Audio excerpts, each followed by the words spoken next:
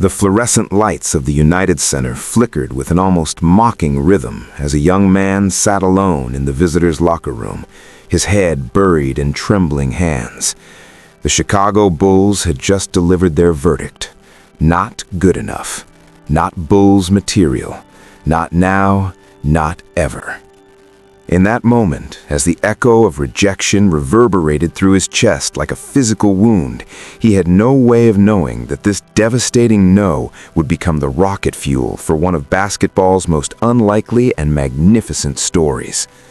This is about the kid they threw away, the player they laughed at, the dream they crushed, and how he turned their rejection into a crown forged from pure determination and unrelenting fire. Most people remember rejection as a footnote in their success stories. For him, rejection wasn't a footnote, it was the entire prologue, written in blood and tears across the hardwood floors of gyms nobody cared about. His name was being whispered in basketball circles, not with reverence, but with pity. The Bulls organization, the sacred franchise of Michael Jordan, Scottie Pippen, and championship banners hanging like constellations from the rafters, had looked at his game tape, watched him in workouts, measured his potential against their legendary standards, and decided he didn't measure up, not even close. The rejection letter might as well have been carved into stone, professional, cold, final. We appreciate your interest in the Chicago Bulls organization. After careful consideration and evaluation, we have decided to pursue other options that better fit our current roster needs and future direction. We wish you the best in your basketball career. Signed by people whose names he'd never forget, delivered with the casual indifference of someone discarding junk mail. This wasn't just about not making a team. This was about being told by basketball royalty that you don't belong in their kingdom. He grew up in neighborhoods where the sound of bouncing basketballs was the heartbeat of the community. Cracked concrete courts with crooked rims and faded paint became his cathedral. While other kids had state-of-the-art facilities and personal trainers, he had streetlights that barely worked and a ball held together with duct tape. His father worked 3 jobs just to keep food on the table. His mother cleaned houses during the day and took night classes, chasing a nursing degree with the same relentless energy her son would later bring to the game. They couldn't afford camps or showcases or the connections that opened doors in professional sports. What they gave him instead was something money couldn't buy, a work ethic forged in struggle and a belief that hard work could overcome any obstacle. Every morning before school, he'd be on that court. Every evening after homework, back on that court. Weekends, holidays, birthdays, it didn't matter. The ball was his companion, the rim his target, and improvement his only religion. He studied NBA games on a grainy television, memorizing moves, analyzing footwork, understanding angles and spacing with an obsessive attention to detail that bordered on fanatical. High school scouts noticed him eventually, not because he was the most athletic or the tallest or even the most naturally gifted. They noticed because in a world of talented players who relied on raw ability, he had developed skills through thousands of hours of deliberate practice. His jump shot had been refined through countless repetitions until it was mechanically perfect. His ball handling came from dribbling in pitch darkness to develop touch and feel. His court vision emerged from studying the game like a chess master studies positions.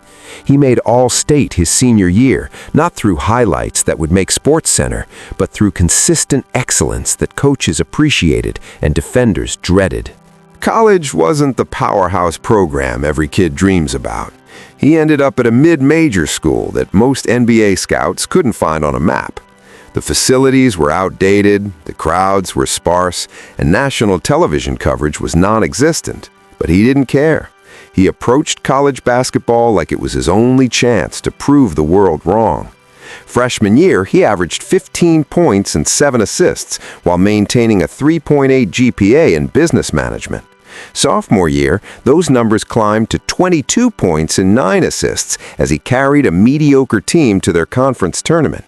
By junior year, whispers started circulating among NBA scouts. Not loud whispers, not excited whispers, but whispers nonetheless. His senior season was a masterpiece of controlled aggression and strategic brilliance. He averaged 28 points, 11 assists, and led his unknown program to the NCAA tournament for the first time in 2 decades. In the first round, they faced a powerhouse program ranked in the top 10 nationally. Nobody gave them a chance. Vegas had them as 15-point underdogs. Analysts predicted a blowout. He dropped 42 points with 13 assists and 0 turnovers in a stunning upset that had the entire basketball world asking the same question: who is this kid? The NBA draft approached with agonizing uncertainty. Mock drafts had an anywhere from late first round to mid-second round to undrafted. His agent kept saying the right things, promising interest from multiple teams, but the phone calls were vague and non-committal. Then came the workout with the Bulls. The legendary Chicago Bulls franchise was rebuilding, looking for point guard help, and his agent managed to secure him a private workout at their practice facility. This was it. This was the moment. The franchise that defined basketball excellence wanted to see what he could do. He prepared for that workout like it was Game 7 of the finals. He studied the Bulls' offensive system, memorized their plays, watched film on their current roster to understand where he might fit. The night before, he barely slept, running through scenarios in his mind, visualizing success, imagining himself in that iconic red and black uniform. He arrived 2 hours early, shooting in an empty gym, calming his nerves through the familiar rhythm of practice. When the coaches and executives filed in, he recognized faces from television, legends of the game evaluating his every move with clipboard precision and skeptical eyes. The workout itself was technically flawless. He hit 17 straight three-pointers to start. His passing in pick-and-roll scenarios was crisp and creative. Defensively, he moved his feet, fought through screens, showed the intensity they demanded.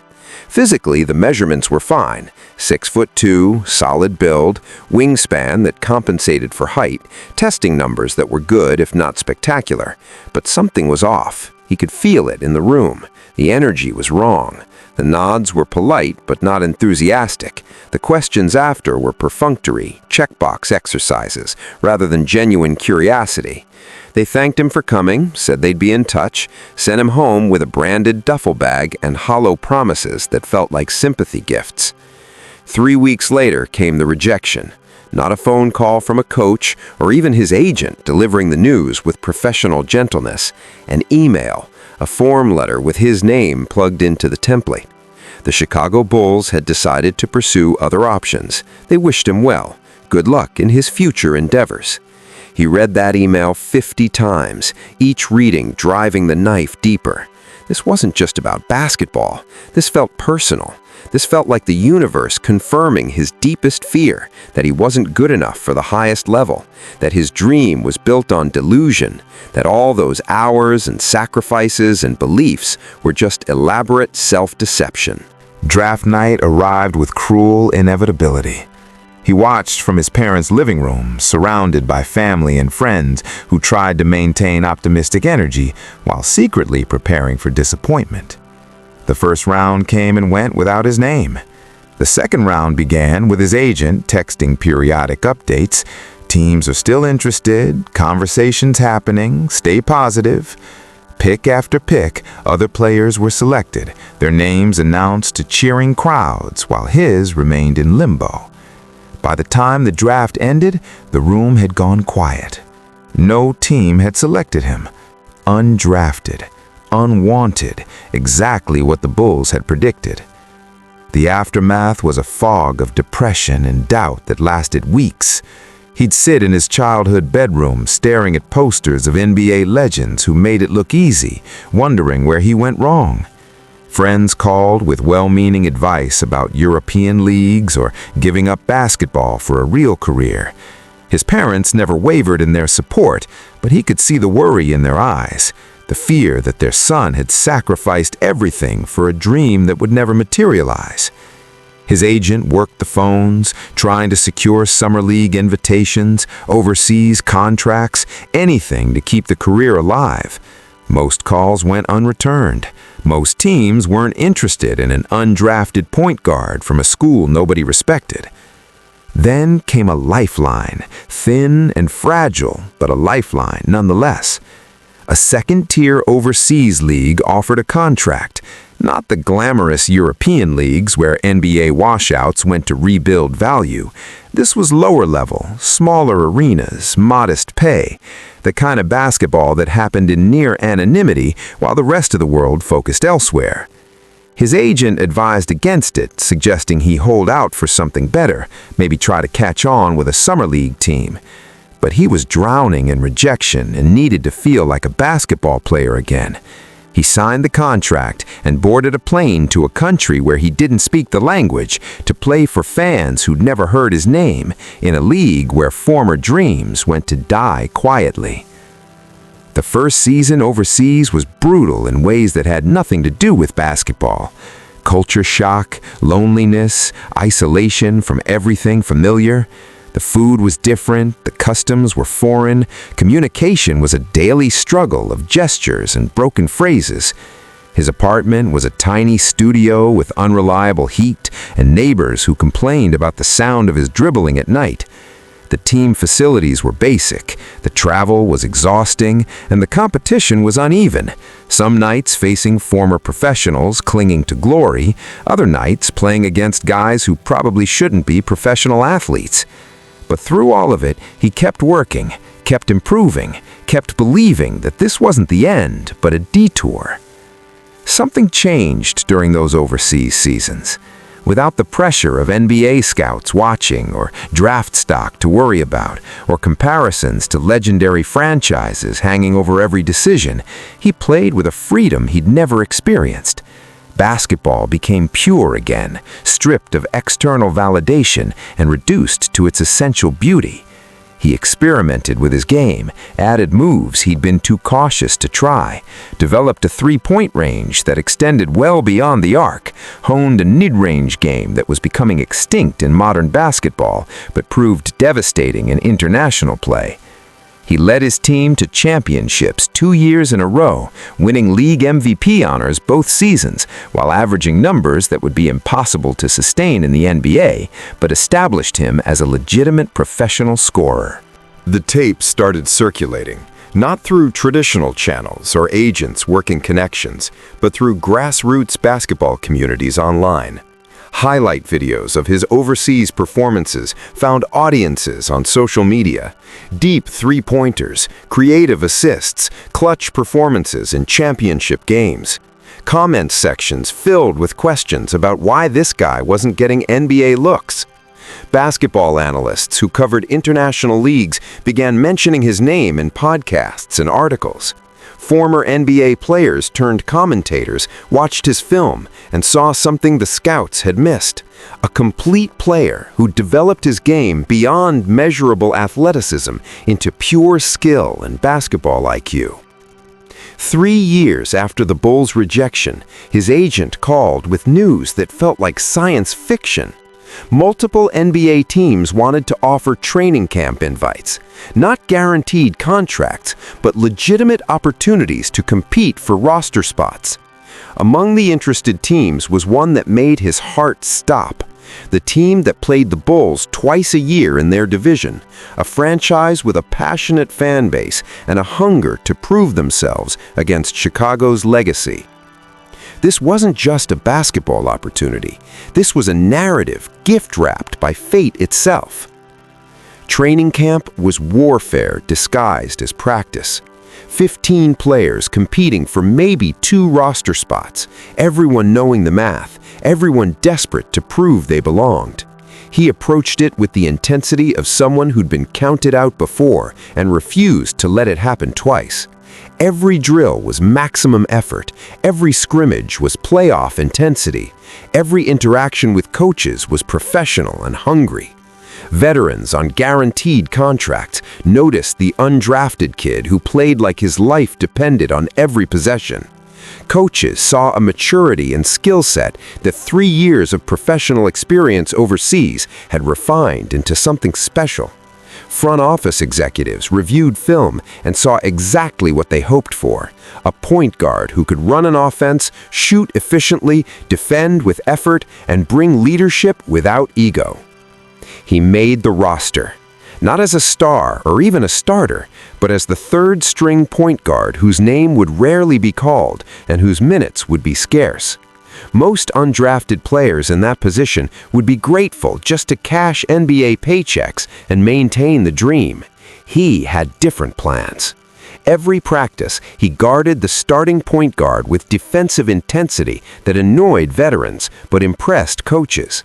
Every shoot-around, he'd stay after for extra work, studying plays, perfecting timing, building chemistry with whoever would join him.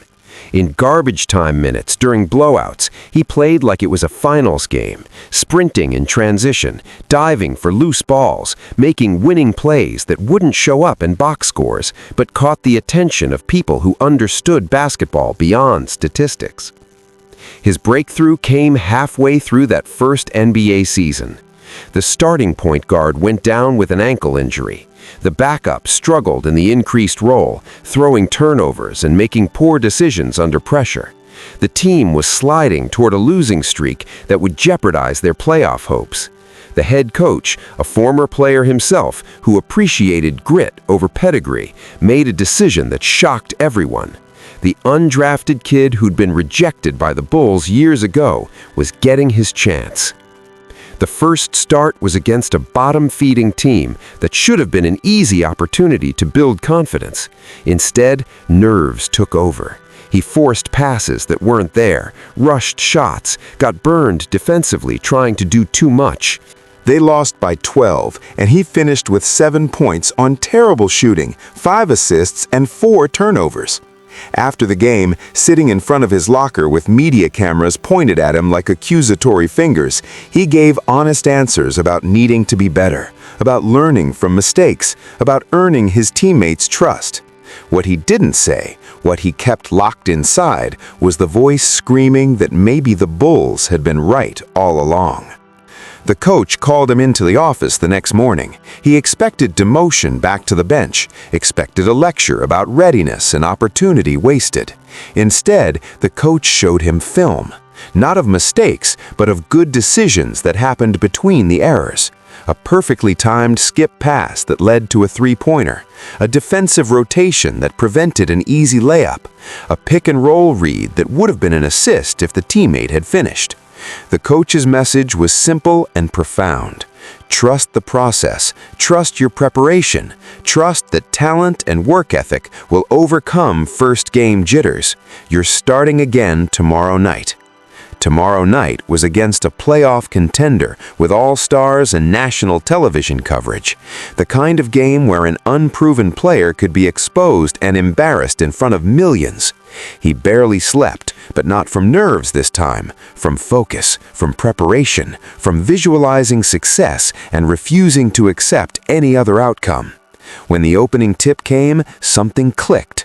The game slowed down, patterns emerged, spacing made sense. His overseas experience kicked in, the thousands of professional possessions against grown men in high-pressure situations, providing a foundation of confidence that no amount of practice could replicate. He finished that game with 18 points, 12 assists, 2 turnovers, and a defensive effort that earned respect from opposing players. They won by 7. After the game, the veteran all-star he'd been guarding told reporters that the kid could play, that he had the toughness and intelligence to stick in the league. That quote went viral. Suddenly, the story wasn't about an undrafted player getting a chance. It was about a legitimate NBA talent who'd been overlooked, who'd taken the long road, who was proving doubters wrong in real time. He was no longer just making the roster. He was becoming part of the rotation, then a consistent starter, then someone opponents had to game plan for. The date circled on his calendar in red ink arrived with the weight of destiny. Their first game against the Chicago Bulls. The same franchise that had rejected him 4 years earlier. The same organization that sent the form letter dismissing his dreams. The same gym where he'd sat alone in that visitor's locker room, feeling like a failure. The narrative was irresistible, and media coverage leading up to the game centered on his journey, the rejection, the comeback. Bulls executives were asked about their evaluation, offering diplomatic non-answers about different organizational fits and timing. He said all the right things in press conferences about respecting the Bulls, focusing on the team win, not making it personal. But everyone knew it was personal. This was the most personal game of his life. The United Center was packed and electric when he walked onto that court for warm-ups. A few Bulls fans actually cheered for him, appreciating the underdog story, even though he wore the enemy's colors.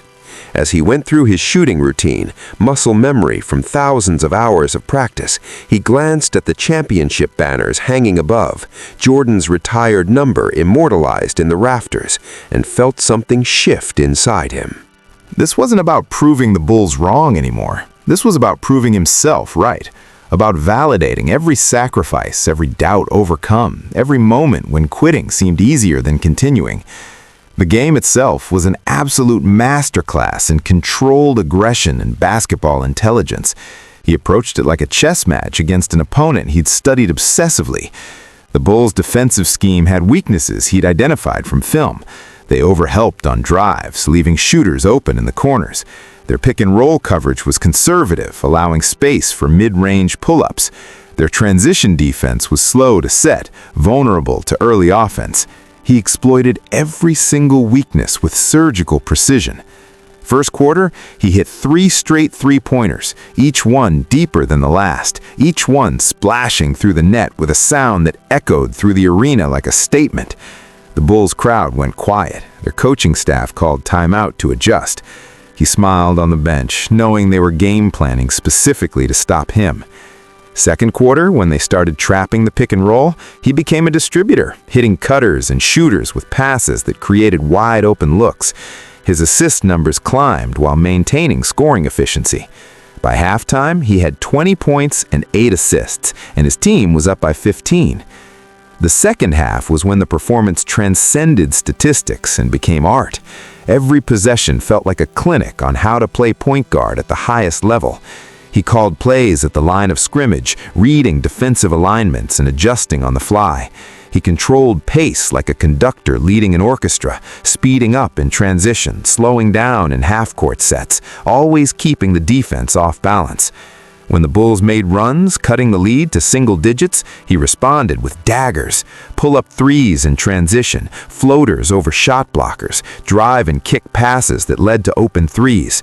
The performance was so complete, so dominant, that by the fourth quarter, even some Bulls fans were standing to applaud his greatness. Final buzzer sounded with his team winning by 23. His stat line was almost absurd. 38 points on efficient shooting, 14 assists, 5 rebounds, 3 steals, 0 turnovers. But numbers couldn't capture the totality of his dominance. This was a statement game that announced his arrival as a legitimate NBA talent. As he walked off the court, he glanced at the section where Bulls executives sat, the same people who'd sent that rejection letter years ago. Some looked impressed. Others looked uncomfortable. All of them knew they'd made a mistake. The locker room celebration was chaotic and joyful, but he found a quiet moment to himself before the media rushed in. Sitting at his locker, still wearing his game jersey soaked with sweat and effort, he thought about that kid sitting in this same building years ago, devastated by rejection, questioning everything. He wished he could go back and tell that kid what he knew now, that rejection isn't the end of your story, but the beginning of your legend. That closed doors don't define your limits, but redirect your path. That the people who doubt you are giving you fuel, not judgment. The media session after was a spectacle. Questions about the performance, about the history with the Bulls, about what this game meant personally. He navigated it with grace and humility that impressed veteran reporters. When asked directly about the Bulls' decision not to sign him years ago, he gave an answer that would be quoted in motivational videos for years to come. They made the best decision for their organization at that time. I respect that. What matters is I made the best decision for myself by never giving up. This game isn't about proving the Bulls wrong. It's about proving to every kid who gets rejected that your value isn't determined by who says no, but by how you respond when they do. That performance wasn't a fluke or one-time revenge narrative. It was the launching pad for a career that exceeded everyone's expectations except his own. Game after game, he delivered consistent excellence.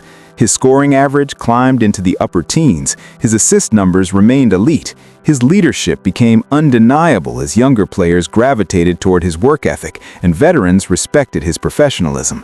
By season's end, he was named Most Improved Player and led his team to the playoffs for the first time in years. The national media, which had ignored him for so long, now featured him in human interest stories and highlight reels. His second season was even better. With confidence established and his role secure, he elevated every aspect of his game. The three-point shooting became automatic, a 42% clip on high volume that forced defenses to guard him 30 feet from the basket. His mid-range game, developed during overseas years and refined through NBA experience, gave him counters when defenses adjusted. His playmaking evolved from good to elite as he learned his teammates' tendencies, understanding exactly where they wanted the ball and when. Defensive metrics, which had been his perceived weakness, improved dramatically as his positioning and effort compensated for any athletic limitations. The All-Star conversation started that second season, not as a lock or a starter, but as a legitimate candidate for the reserve spots coaches voted on. Basketball analysts debated whether his numbers and impact deserved recognition. Some argued his story was more compelling than his statistics. Others countered that his efficiency and winning contribution were exactly what all-star recognition should reward. When the reserves were announced and his name wasn't included, he responded the only way he knew how, by playing even better, putting together a post-all-star stretch that had commentators saying he'd been snubbed. Third season, there was no debate. He made the All-Star team as a reserve, earning votes from coaches around the league who competed against him and recognized his excellence. The achievement was milestone validation, proof that he'd reached the level the Bulls said he'd never attain. But what made it sweeter was the journey, the fact that he'd gotten there not through hype or draft position, but through relentless work and refusal to accept others' limitations as his own. During All-Star Weekend, surrounded by the game's elite players, he felt like he belonged, not as an underdog or a feel-good story, but as a legitimate talent who'd earned his place through performance. The games against the Bulls became annual appointments on the basketball calendar, must-watch television for fans who loved the underdog narrative. Each time, he delivered performances that ranged from very good to spectacular, maintaining averages against Chicago that were significantly higher than his season numbers. Some called it revenge.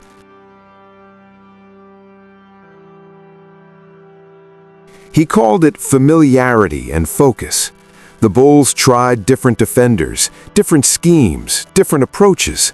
Nothing worked consistently. He'd dissect their coverage like a professor teaching a master class, his basketball IQ and experience giving him answers for every puzzle they presented. By his fifth NBA season, the transformation was complete. The undrafted kid rejected by the Bulls had become one of the league's most respected point guards. His team, built around his leadership and playmaking, had become perennial playoff contenders. He'd signed a contract extension that provided financial security for his family and validated his professional value. Younger players entering the league knew his story, citing him as inspiration when they faced their own rejections and setbacks. Coaches praised his professionalism and intelligence. Opponents respected his game, even while trying to stop it. Off the court, his impact grew beyond basketball. He started a foundation focused on providing resources for undrafted and overlooked players trying to make professional rosters. He funded basketball camps in economically disadvantaged communities, the same kind of neighborhoods where he learned the game on cracked concrete courts. He spoke at schools and community centers about perseverance, about responding to rejection, about the difference between failure and giving up.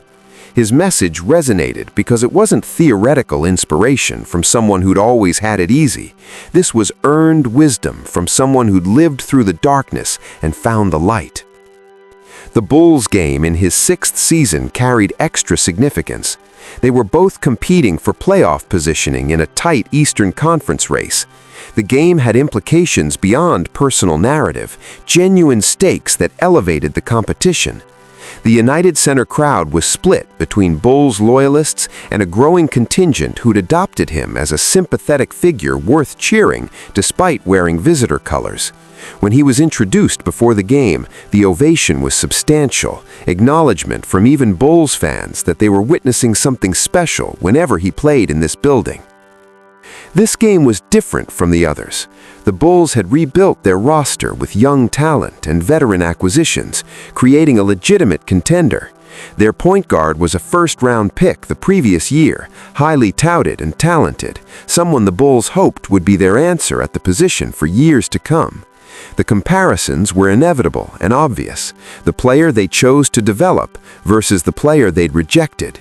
The media framed it as passing the torch, or validation of organizational decisions, or redemption narratives, depending on perspective. He just saw it as another challenge to overcome. The young Bulls point guard came out aggressive and confident, hitting tough shots and pushing pace. He had athleticism and fearlessness that came from never experiencing prolonged failure, the kind of naive confidence that could be either breakthrough brilliance or reckless excess. For a quarter, it looked like the Bulls' investment might be justified. Their young player was matching him statistically, playing with energy and creativity. The crowd sensed a changing of the guard, literally and figuratively. Then, the game shifted. Experience became a weapon. He started controlling pace, slowing down possessions, making the young player work defensively. He varied his attacks, post-ups exploiting a size advantage, pick and rolls testing defensive reads, isolation situations where veteran savvy beat athletic ability. By halftime, the statistical matchup had tilted heavily in his favor, but more importantly, the mental battle was won. The young Bulls player looked frustrated, pressing, making mistakes that came from trying too hard to match someone operating at a different level of mastery. The second half was a systematic dismantling wrapped in smooth efficiency.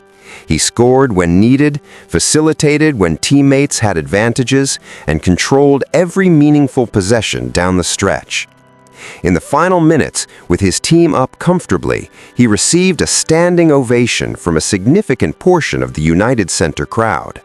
Bulls fans, recognizing they were watching greatness cultivated elsewhere, appreciated the moment, even though it came at their team's expense. As he walked to the bench for a final timeout, he pointed to the sky, dedicating the performance to everyone who believed when it made no sense to believe. After the game, in the same locker room where rejection had once crushed his spirit, he sat surrounded by teammates celebrating a crucial victory. Media members crowded around, asking about the performance, about the journey, about what it meant to keep delivering in this building against this franchise. His answers were thoughtful and gracious, acknowledging the Bulls' current talent while taking quiet pride in his own achievements. When someone asked if he'd finally proven the Bulls wrong, he smiled and gave an answer that revealed how far he'd come. "I stopped trying to prove people wrong years ago. I'm too busy proving myself right." The playoff run that season was his masterpiece. Every series brought new challenges, athletic defenders who could pressure full court, big lineups that tested his scoring against length, strategic masterminds scheming to neutralize his strengths. He answered every challenge with performances that blended scoring, playmaking, and leadership into championship-caliber basketball. His team advanced further than they ever had with him leading the way, his per-game averages actually increasing in the postseason when pressure amplifies and weaker players shrink. though they fell short of the championship that year, losing in the conference finals to the eventual champions. His performance earned universal acclaim. He finished top 5 in MVP voting, made first-team All-NBA, and was recognized as one of the league's elite players. The transformation from undrafted reject to All-NBA talent was complete. The Bulls, meanwhile, were still rebuilding, still searching for answers, still wondering what might have been if they'd seen in that workout years ago what the basketball world now recognized as obvious. His career continued with sustained excellence that defied the predictions that had kept him undrafted. Multiple All-Star appearances, All-NBA selections, playoff success that came heartbreakingly close to championships but always fell just short. Individual accolades and team success that marked him as one of the best point guards of his generation. But beyond statistics and awards, his legacy was built on something more powerful. He became proof that rejection isn't destiny, that closed doors can redirect to better paths, that value determined by yourself matters more than value assigned by others. The basketball world eventually recognized what had happened. The Bulls' decision to pass on him was dissected in retrospectives and documentaries about draft misses and evaluation failures. Executives who'd been part of that decision acknowledged in interviews that they'd gotten it wrong, offering explanations about different eras and evaluation criteria that sounded hollow against his sustained excellence. Some tried to claim they'd actually recommended signing him but were overruled. Others went silent on the topic, preferring to avoid discussion of an organizational mistake now obvious in hindsight.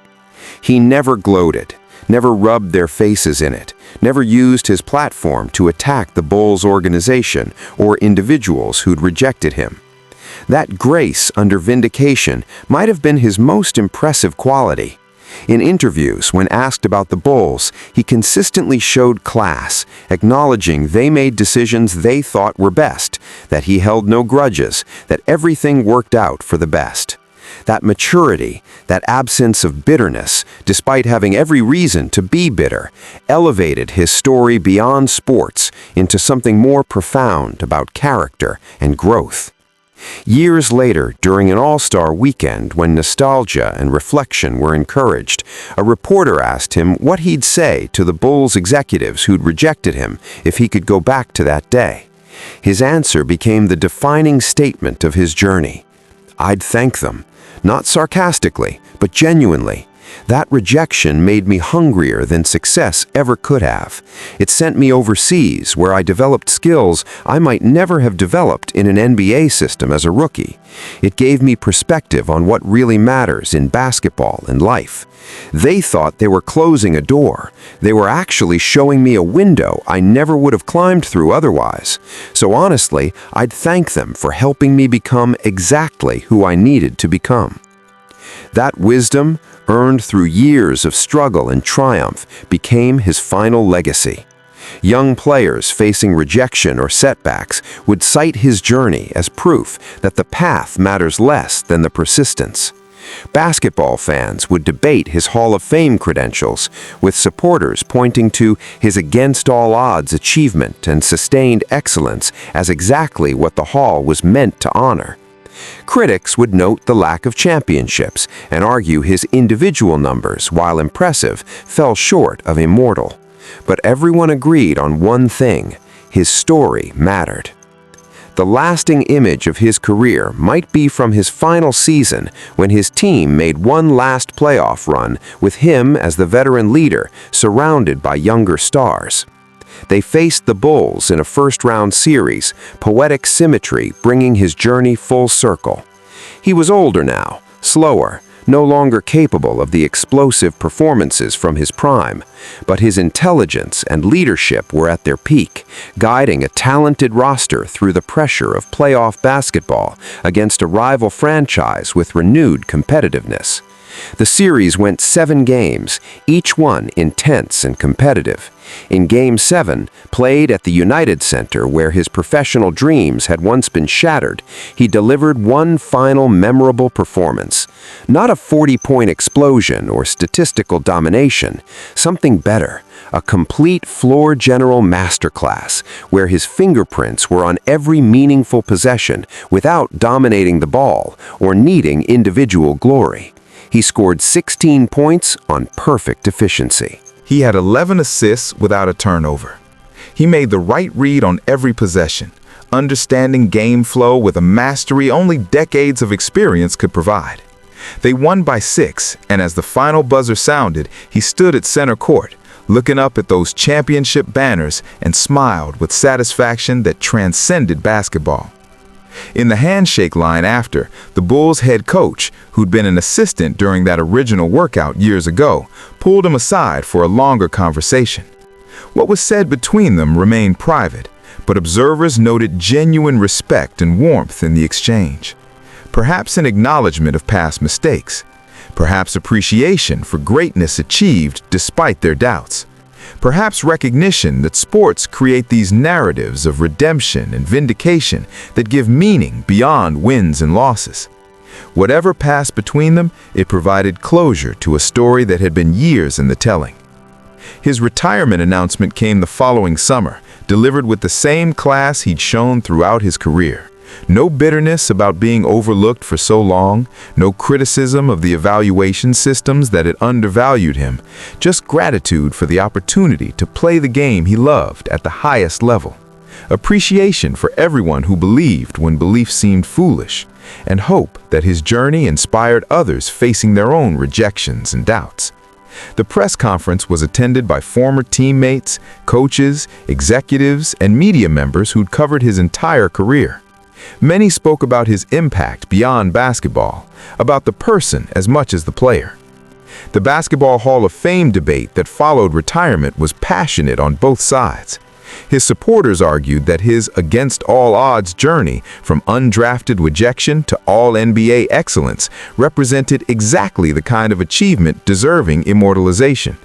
His statistical career totals were solid, if not overwhelming. Over 15,000 points, 7,000 assists, multiple All-Star appearances, All-NBA honors. But his impact transcended numbers. He'd become a symbol of perseverance, proof that traditional evaluation metrics missed crucial elements of greatness, an inspiration to everyone who'd been told they weren't good enough. The critics countered that Hall of Fame standards required more than inspiring stories, that championship success and peak performance mattered, that his numbers, while impressive, didn't reach the automatic threshold that eliminated debate. They acknowledged his journey was remarkable, but questioned whether remarkable journeys alone warranted Hall of Fame induction. The debate revealed different philosophies about what basketball greatness meant. Individual statistics versus team success versus narrative impact versus cultural significance. Years after retirement, the debate continued without resolution, which perhaps was fitting for a career that defied easy categorization. What couldn't be debated was his influence on basketball culture. The number of players who cited him as inspiration became a constant in draft interviews and feature stories. Young players facing rejection or setbacks would mention his name as reason to keep believing. Coaches used his journey as teaching moments about perseverance and responding to adversity. Youth basketball programs incorporated his story into lessons about hard work and mental toughness. His foundation continued growing, providing resources and opportunities for overlooked players trying to make professional rosters. The Bulls organization, to their credit, eventually acknowledged their mistake publicly. During a ceremony honoring great point guards in franchise history, they included a tribute to notable players who got away, and he was prominently featured. They invited him to the ceremony, and he attended, receiving a standing ovation from Bulls fans who appreciated his greatness even though it flourished elsewhere. In interviews during that visit, he spoke warmly about his history with the franchise, acknowledging that their rejection ultimately led to a path more fulfilling than he could have imagined. Some wondered if he felt vindication seeing the Bulls honor him decades after rejecting him. His response revealed the peace he'd found. Vindication implies I was still trying to prove something to them. I'm not. I proved everything I needed to prove to the only person whose opinion really matters, myself. Their recognition is appreciated, but my value never depended on their validation. That's what rejection taught me. External opinions are data points, not verdicts. The only verdict that matters is your own. That wisdom became the core of his post-retirement life.